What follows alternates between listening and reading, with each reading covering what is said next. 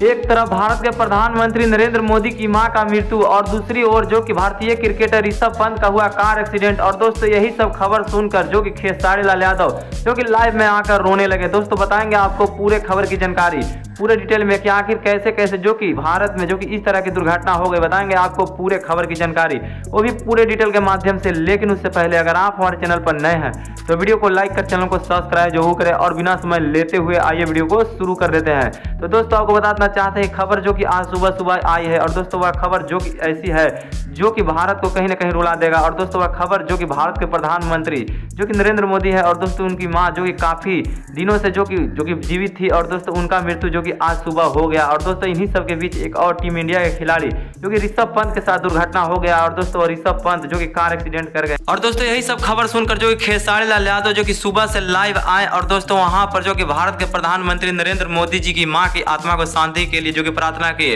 और दोस्तों ऋषभ पंत जो कि कार एक्सीडेंट कर गए हैं उनके लिए जो कि खेसारी लाल यादव यह बोले कि ऋषभ पंत जो कि बहुत ही जल्द ठीक होकर जो कि टीम इंडिया के लिए वापस आएंगे। लेकिन दोस्तों आप क्या कहना चाहेंगे खेसारी लाल यादव जी के बारे में, आपको जो लगता है आप अपने कमेंट बॉक्स में जरूर बताइएगा दोस्तों खेसारी लाल यादव जी को लेकर।